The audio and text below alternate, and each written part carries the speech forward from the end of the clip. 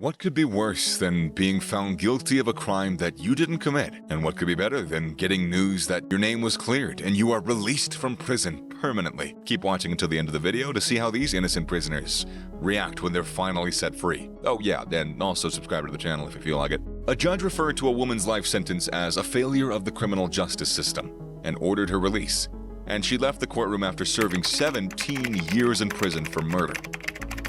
The three children of Susan Mellon, 59, who had waited more than 8 hours following the morning hearing for the prison detainer to be lifted, embraced her. She claimed that she couldn't comprehend how the legal system could have found her guilty. She said, "They didn't listen to the truth, and they didn't believe in my innocence. I don't know how they managed to lock me up. It's absurd. It was an inhumane penalty." Mellon claimed that the cell phone she received during a point in the news conference was her first. She claimed that adjusting to her newfound freedom would be tricky. A different judge had overturned her conviction hours earlier in the same Torrance courtroom, where she had been sentenced in 1998. The trial, according to Superior Court Judge Mark S. Arnold, rested entirely on the testimony of a single habitual liar who claimed Mellon had confessed to being involved in the crime. But the jury never learned that the witness's sister, Torrance police officer, thought that she was a pathological liar, or that Torrance police had previously labeled the witness as an unreliable informant. The judge stated that Mellon had poor representation from a trial lawyer who ought to have thoroughly investigated the witness's credibility. "According to what I've read, I believe Miss Mellon is innocent as well and not guilty. So I believe the criminal justice system has failed," Arnold said. Mellon, 59, said in a low voice, "Thank you, Your Honor, very much." Stephen Avery, then 22 years old, was erroneously found guilty of rape. Before DNA testing resulted in his exoneration, he was imprisoned for nearly 20 years. Penny Ann Bernstein was out running along the Lake Michigan shoreline on July 29th of 1985 around 3:50 p.m. when she was stopped by an unidentified man. He forced her into a wooded area and he sexually assaulted her. Police offered a collection of 9 men's photos based on a physical description of Bernstein's attacker. Bernstein chose the image of Stephen Avery, who was taken into custody the very next day. Bernstein identified Avery as her assailant at the trial. In testimony, a state forensic examiner claimed that a hair found in Avery's shirt was identical to Bernstein's hair, but he omitted any explanation of the limitations of hair microscopy. Avery presented 16 witnesses who could support his alibi, including a store employee in Green Bay, Wisconsin, who had remembered seeing Avery there with his wife and 5 kids to buy paint. Using a checkout tape, the purchases was made at 5:13 p.m.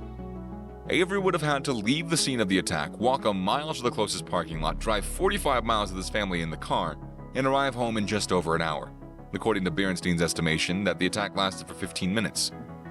On December 14, 1985, the jury found Avery guilty almost entirely based around an eyewitness account after only 4 hours of deliberation.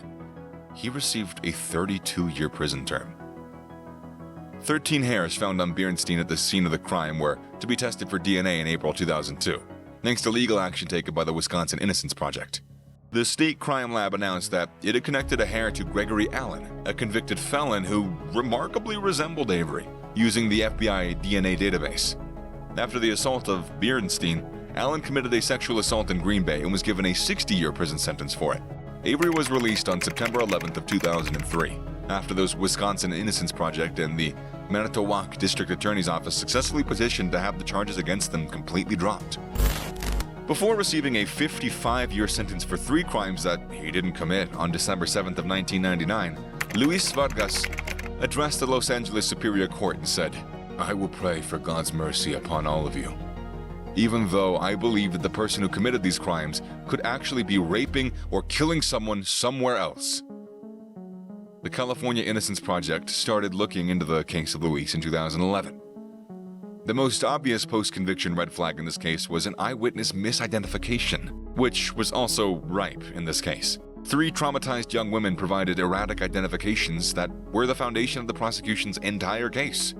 But the defense declined to offer an expert in the eyewitness recognition. The only evidence used to convict Luis was the victim's descriptions of the vicious attacks. Furthermore, the prosecution was absolutely certain that the same person was responsible for all 3 assaults. Like the video so far?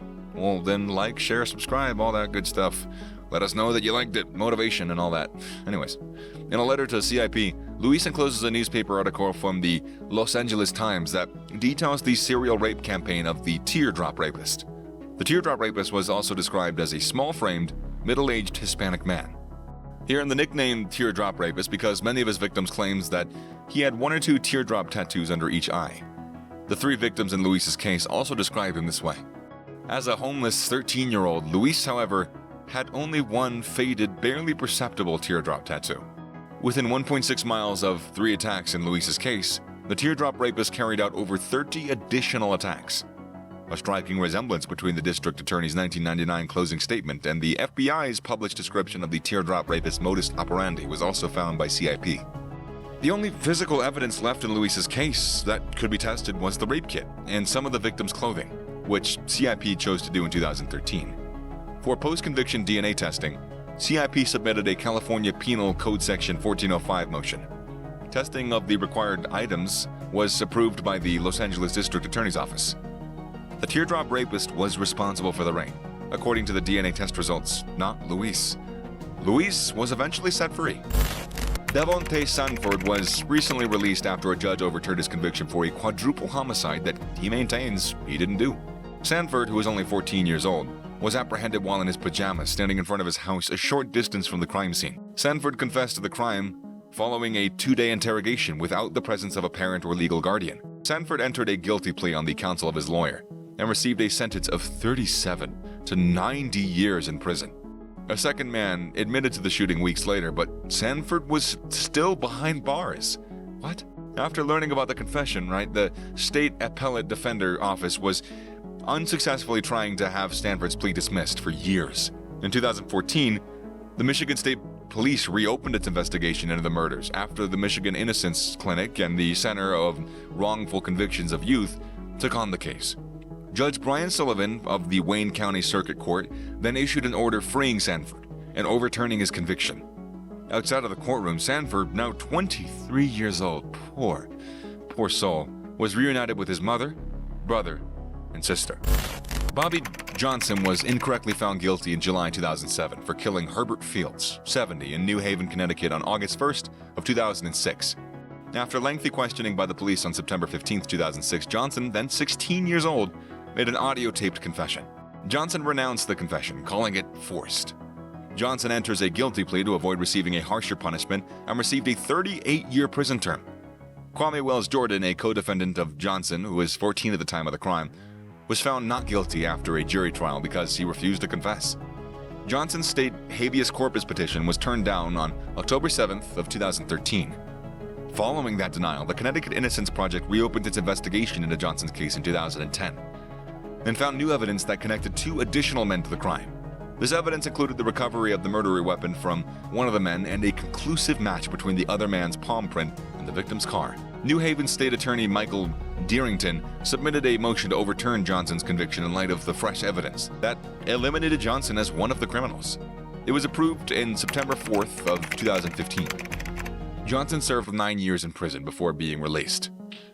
Which sucks, but that pales in comparison to some of the other people on this list. So yeah, that's all there is to this video. Comment down below and let us know if you liked it. If you want more of these kinds of videos, then don't forget to like, share, subscribe, type down what kind of videos you want to see in the future, your interests, your pets' names, your social security info, just all that in the comment section down below. Later.